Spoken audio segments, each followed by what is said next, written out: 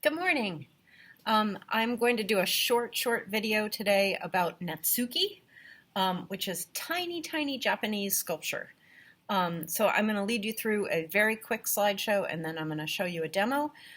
So if you miss class, this will kind of catch you up a little bit. So pardon me, I got to turn my head to get this thing going.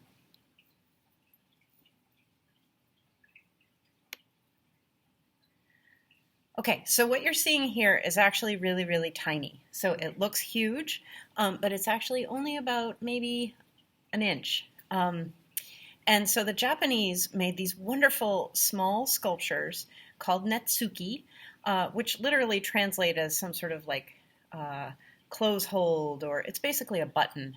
And so what it was used for was this really ingenious way of toggling. So you can see right here, there's a Netsuke, and it was basically a toggle. So men wore kimono back in the 17th century, and kimono didn't have pockets. So they had to have some way to carry things around.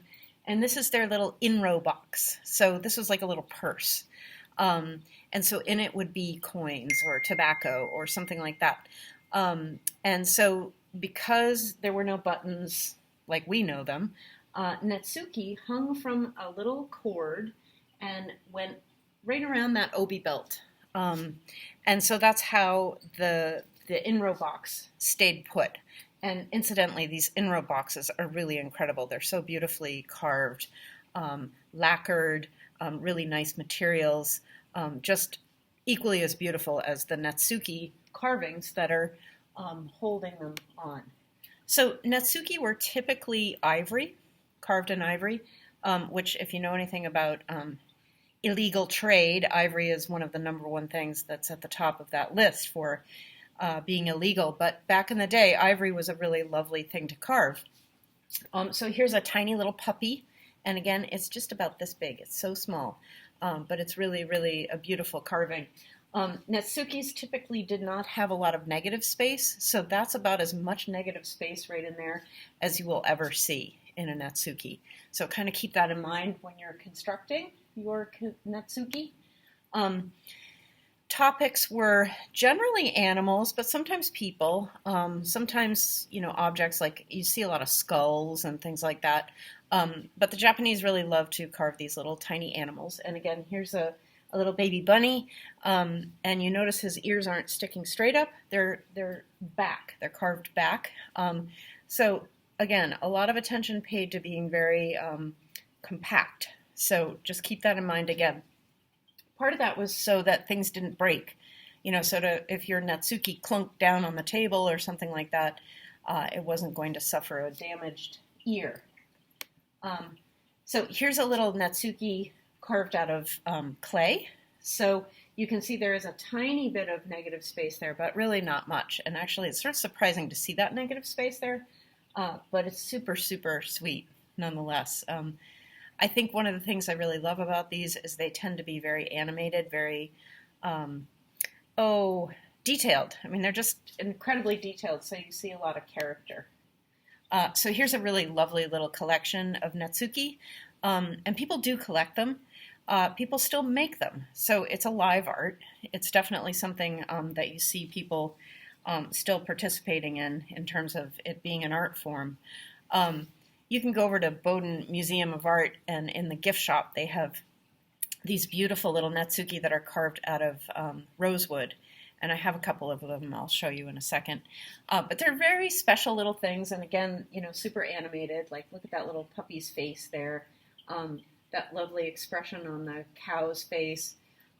So you see a lot of things like horses and cows and puppies and monkeys and hens and, definitely dragons. Dragons are a big one. But I think this one is my favorite. Love this little piece here. It's an octopus, of course. Rather than make the octopus like all stretched out with its tentacles and its arms all over the place, the artist has kind of wrapped them over the head, made it very compact, not a lot of negative space. So just really super sweet little pieces. So I'm just going to tell you a couple things about constructing these. And so follow me over here. And I'm going to show you this, one of my favorite little pieces. These are little hippos, 2 little hippos. And again, you can see how tiny it is. Look at their little butts, cutest little butts. And I think this is my favorite, the detail on the feet. So just really, really lovely, super sensitive carving. Here's a little seal and a seal pup. And again, attention to detail. And here's a lovely little carving of turtles. So very, very nice. So your charge is to make a Netsuke out of your clay that I've given you. It's air dry clay, so super important that you keep it in the bag. Or if you're working on it, have some plastic nearby so that you can use the plastic, because this stuff dries out so quickly. You're probably going to work a little bigger than that tiny, because that is so difficult.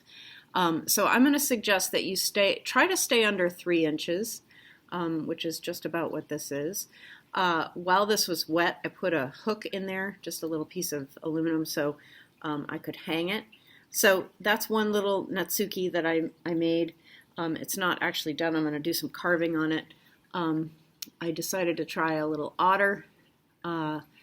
So again, I need to carve some at this because it's pretty set up. And I think I tried something else, but I don't have it right here.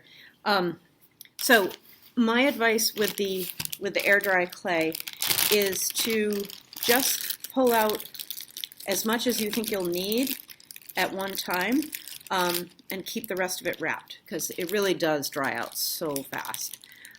So I'm just lopping off a little amount.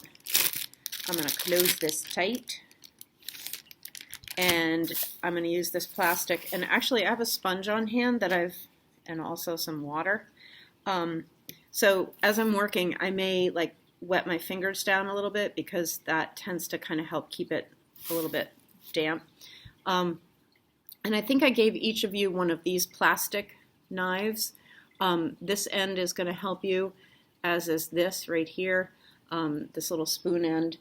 And so if I'm making something like, say I'm making a bird, I'm going to take off some of this and put that aside under plastic. That's going to be my detail, like my wings, stuff like that. And so I'm just going to noodle with this for a few minutes. And try to rough out a birdish shape.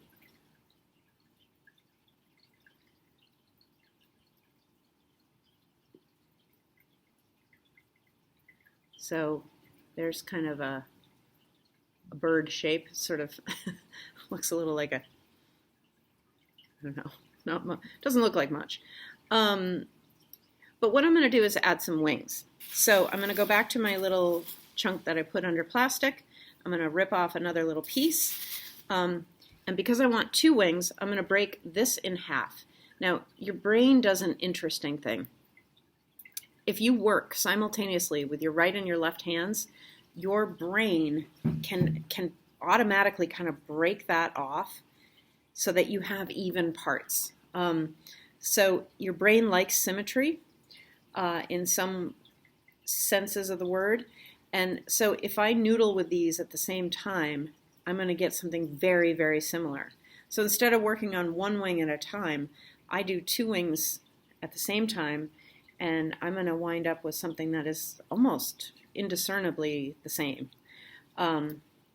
So I'm flattening this out. You do it any way you want. So you see I'm getting these things that are kind of simulating wings. Now, if I want to add that to the bird, I can't just stick that on there. I've got to score and slip, or in this case, just score and put a little water. So scoring is basically just hashing up the surface of whatever it is you're going to be adding to, and hashing up the surface of whatever you're going to be adding on. So I'm just kind of pockmarking this You can use a pin, you can use a needle, you can use, anything you want. So that's the idea. I'm going to take a little bit of water on my sponge, and I'm just going to kind of add some water, and now I'm going to put that wing on there. It's going to suction right down to it. Now, with air dry clay, you don't have to worry about trapping air like you do with clay, regular clay, because you're not firing it. It's not going into the kiln. So you can see what I have here. Now, that's pretty ugly. So I've got a little sculpting I need to do. So that's where this guy comes in. And so this is, you can use your fingertip, but I happen to kind of like using this just because it smooths and blends really nicely.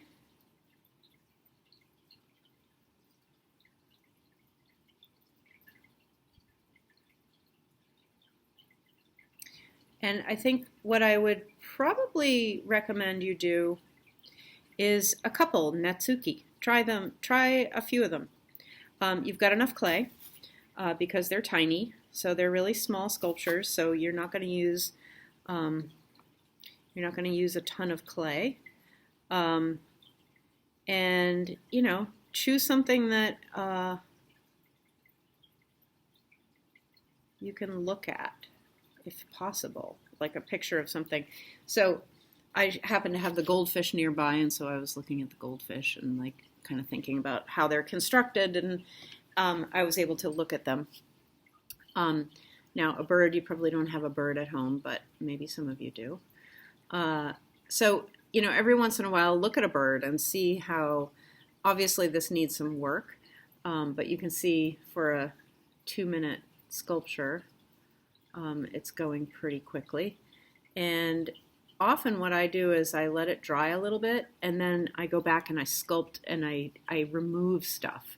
So this is like a little fat little bird right now, but what I would do, in maybe 5 minutes or so, is I would go back and I would pull some of this stuff off. One of the things that I really like to work with, and I don't have it here right now, is an X-Acto knife. So if you have an X-Acto knife at home, now's the time to pull that out, because an X-Acto knife is super, super sharp. It's really nice to work with. I'm not a huge fan of air dry clay. I was a potter for 20 some odd years.